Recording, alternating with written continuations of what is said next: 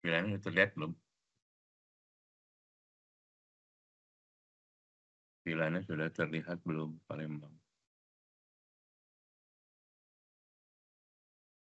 Palembang. Sudah, Pak. Oke. Selamat pagi. Hari ini kita akan membahas tentang hotel operation ya. Jadi setelah kemarin front office dan housekeeping, kita bahas hari ini hotel operation dan F&B department ya. Jadi apa saja yang ada di dalam operation hotel kita akan bahas hari ini ya.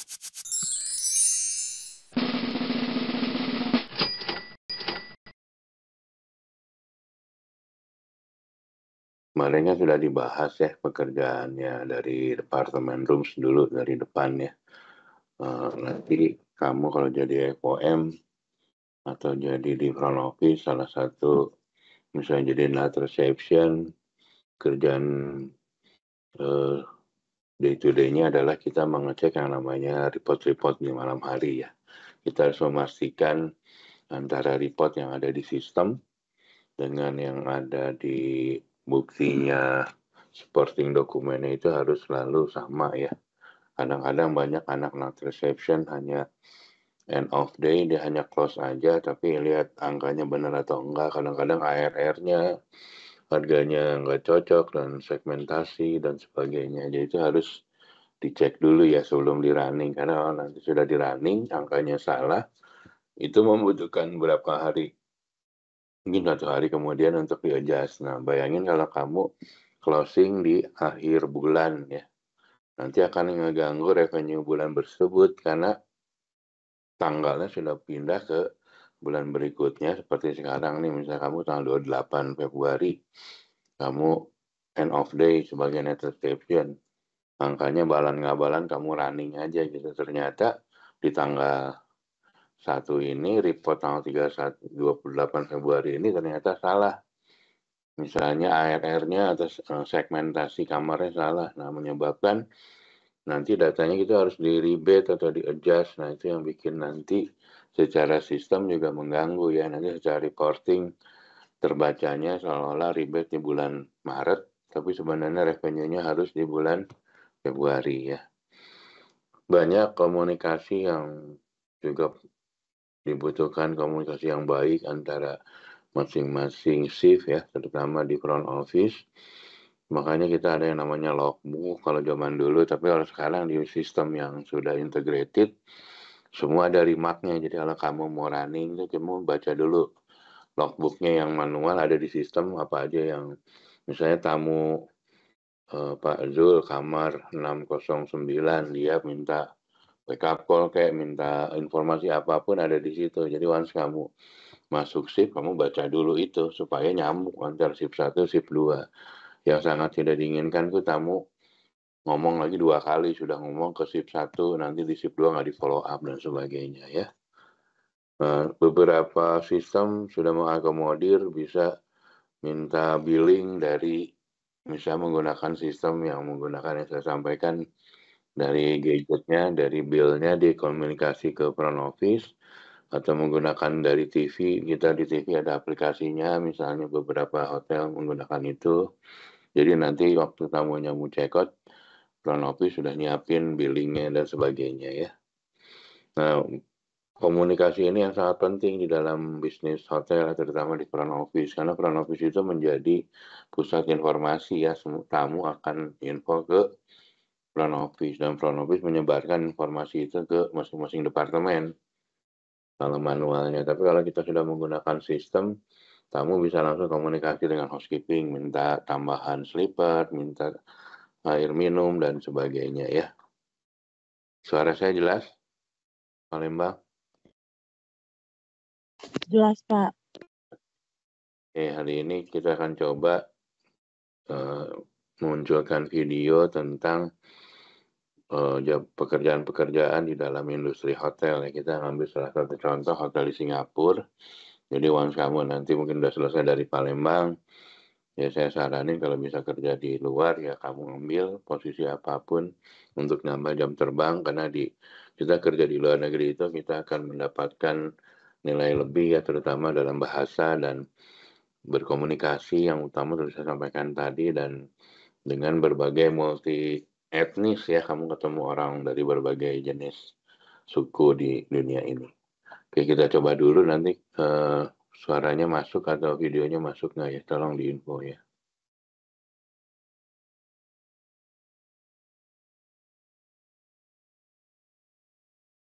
Gimana suaranya sama gambarnya masuk nggak?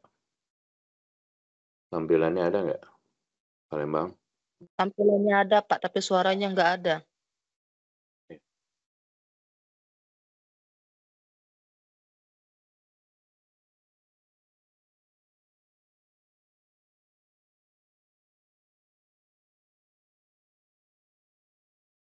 Belum keluar suaranya juga? Suaranya belum keluar juga? Palembang? Belum, Pak. Belum, Pak. Sudah, sementara kamu lihat aja dulu, situ juga ada teksnya ya. Jadi ini menceritakan berbagai posisi di industri hotel ya. Nanti untuk detailnya kamu bisa lihat di YouTube pastinya. Ini di bawahnya juga ada teksnya, kamu coba ajarin ya.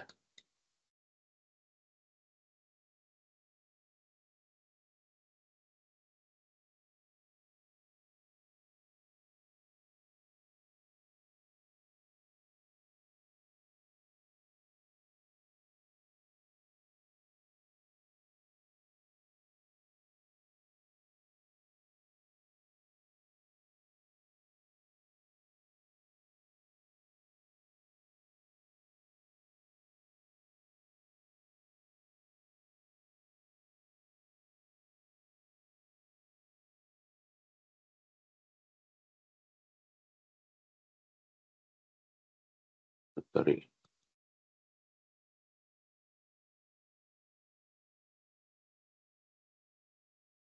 Oh, ya.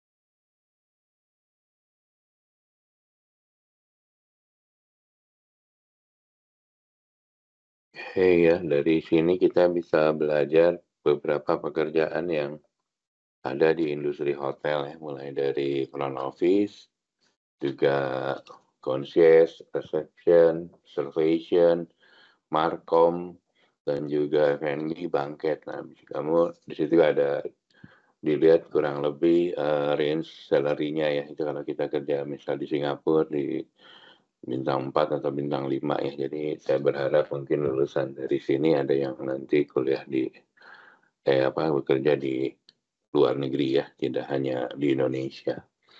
Nah, selanjutnya kita akan cerita tentang nanti detailnya tentang reservation ya, tapi tentang bahwa kita tuh di reservation kadang-kadang gimana kita hanya menerima bookingan-bookingan ya, padahal sebenarnya kita harus membuat semua bookingan itu menjadi kita memilih bookingan yang nilainya lebih baik gitu ya, dalam artian harganya lebih mahal. Nah, nanti dibahasnya di revenue management. Jadi revenue management itu dasarnya dulu dari model penjualan tiket di airline ya. Jadi kalau kamu pesan tiket buat lebaran misalnya ke Jakarta atau ke Bandung, kamu pesan jauh-jauh hari jauh lebih murah ya dibanding hari hanya. Nah, itu sama, kita juga jual kamar, dibedakan nanti harganya. Kamu misalnya punya OTA-nya di pagi hari mungkin harganya dengan okupansi 30%, harganya cuma 700. Tapi menjelang sore okupansinya meninggi dan banyak permintaan, kamu berubah harganya secara otomatis atau secara sistem atau juga secara manual pindahkan misalnya ke harga yang lebih tinggi. Itu termasuk dengan yang disebut dengan yield management. Jadi kita gimana caranya memanfaatkan rate yang terbaik supaya mendapatkan nanti revenue yang maksimal ya. Nah, kadang-kadang kita jadi front office, jadi reservation, kita harus memastikan ya nanti untuk memastikan tipe kamar yang saya sampaikan tadi, tipe kamarnya sudah betul, segmentasinya, harganya, dan sebagainya. Karena itu nanti data itu menjadi sumber untuk analisa ya. Jadi jangan sampai kok tahun lalu harganya tinggi, tahun ini kenapa rendah. Nah, dengan kalau kita dokumentasinya atau big datanya bagus, kita akan tahu tahun lalu ternyata ada event di Palembang. Misalnya ada Asian Games, di mana banyak permintaan kamar dari orang-orang di luar Palembang untuk event Asian Games ini, sehingga harga dijual semaksimum mungkin gitu. Tapi di tahun depan kan nggak ada lagi event itu, maka harganya akan terlihat jauh lebih murah. Nah, disinilah kemampuan big data kita untuk membantu analisa dari kita sebagai general manager, sebagai front office, sebagai revenue manager, untuk melakukan strategi ke depannya ya. Ini contoh-contoh statistik harusnya kamu sudah diajarin ya, gimana cara menghitung okupansi. Okupansi adalah jumlah kamar yang terjual dibagi dengan jumlah kamar yang available atau jumlah kamar yang memang available dikurang komplementary. Nah, ini formula ini saya nggak ajarin lagi, kamu nanti pelajarin ya. Jadi kadang-kadang nanti di industri kamu kan ditanya berapa sih okupansinya, berapa average room rate-nya, berapa RevPAR-nya, ini ada rumus-rumusnya, nanti kamu pelajarin ya lebih detail. Selanjutnya, kita nanti cerita tentang revenue management atau reservation. Ini adalah misalnya dari tanggal 1 Maret sampai tanggal 9, di mana kamarnya kita punya dalam satu hari, misal kamarnya banyak nih 1.200 ya. Semalam occupied-nya segini, yang ini sisanya forecast, diperkirakan nanti tanggal 7 okupansinya 480 dari 1.200 kamar. Nah, terus kira-kira dari ini tuh banyak juga yang stay over tuh tinggal lagi gitu ya, yang harusnya tadi check out tanggal 5 ternyata dia mau stay lagi gitu karena keperluan bisnis dan sebagainya ya. Terus yang reservation di dalam tanggal ini yang sudah masuk berapa banyak. Nah, dari sini kita bisa lihat kira-kira okupansinya berapa. Nah, data okupansi ini dibutuhkan oleh siapa saja coba? Ada yang tahu nggak? Okupansi dari front office, data itu dibutuhkan oleh departemen mana aja, ada yang tahu nggak? Departemen housekeeping juga harus tahu Pak data okupansinya. Itu housekeeping buat apa? Antisipasinya. Kalau untuk housekeeping itu dia untuk okupansi dalam membagi kamar per tiap stafnya gitu, Pak. Selain housekeeping, apalagi yang lain? Ada yang bisa? Tadi siapa namanya? Sorry, nggak kelihatan di saya. Mariam, Pak. Mariam. Yang lain bisa jawab. Departemen mana lagi membutuhkan data okupansi harian? Ada yang bisa jawab? Jadi data ini dibutuhkan juga oleh chef ya, F&B. F&B misalnya chef menyiapkan buffet breakfast berapa banyak nih. Nah, dengan jumlah kamar yang terjual semalam misalnya 1.000 kamar, 1.000 kamar rata-rata diisi berapa orang? Misalnya diisi 2 orang. Berarti ada 2.000 orang yang akan breakfast. Nah, kamu sebagai chef harus nyiapin berapa nih kalau 2.000? Tentu kita nggak nyiapin langsung 2.000 ya, bertahap mungkin 70%-nya dulu di jam 6. Nanti dilihat seiring waktu kalau memang banyak yang breakfast, terus makanan masih kurang, nanti chef masak lagi, tapi sudah di-prepare jauh-jauh hari gitu ya. Nah, ini juga dibutuhkan juga oleh service ya, nanti tim F&B service berapa banyak mejanya, terus ngaturnya gimana kalau misalnya, kalau kamu tahu di Hotel Ibis Trans Studio Bandung gitu ya, itu kamarnya banyak, kurang lebih misalnya 600, sedangkan seating capacity restorannya misalnya 200. Nah, nggak mungkin dong kalau orang breakfast bareng jam 8, nggak cukup seatingnya 200, yang makannya 600 misalnya.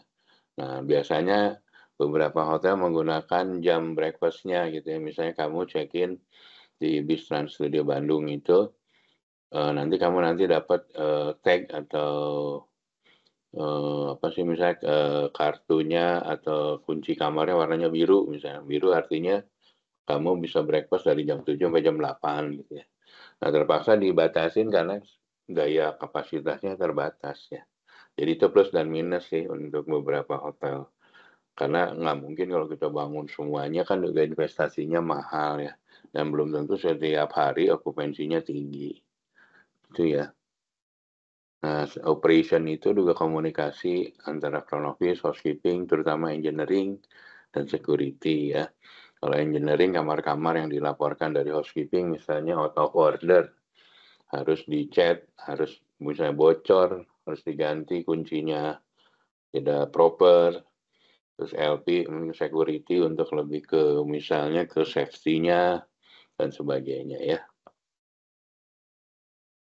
Umumnya penjualan hotel secara umum biasanya room mendominasi ya.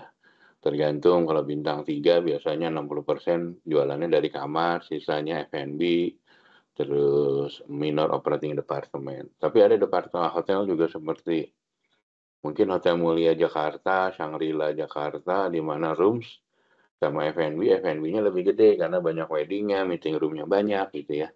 Malah F&B-nya 60%, room-nya cuman misalnya 30%, sisanya minor operating department.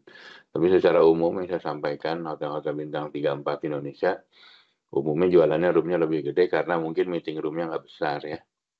Ini salah satu contoh. Ini adalah cara komunikasi atau cara datangnya tamu ke hotel kita ya. Menggunakan yang namanya GDS. GDS itu adalah Global Distribution System. GDS itu dulu digunakan oleh airline ya. Jadi kalau kamu zaman dulu tuh kita mau pesan hotel di luar negeri menggunakan GDS.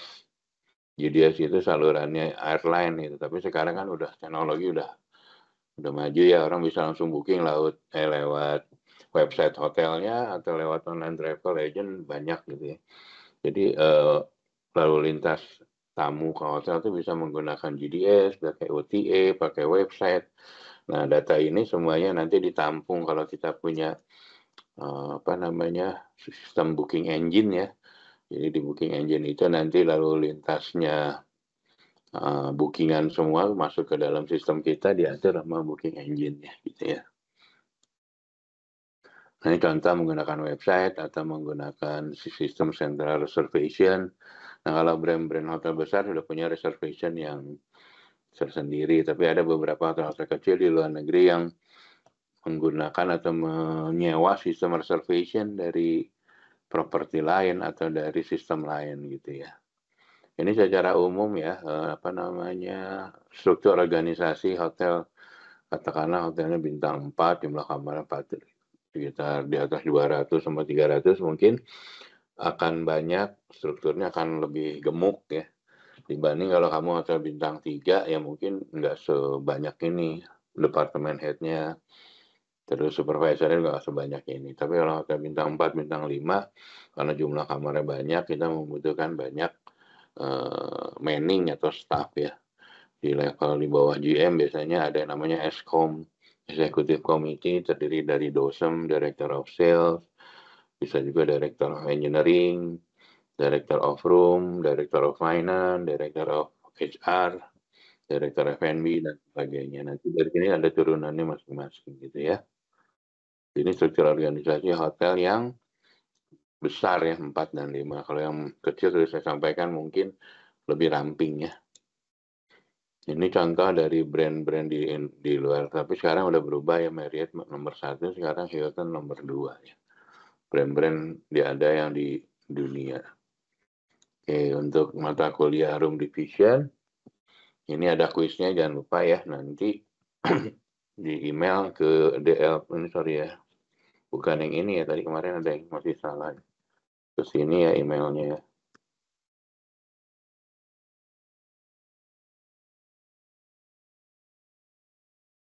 Tolong kuisnya diisi, dikirim di email, supaya menambah nilai dari nanti nilainya kamu ya untuk ujian untuk apa sih namanya UTS dan UAS-nya ya. Sampai sini ada yang mau nanya untuk rooms? Untuk rooms ada yang mau nanya?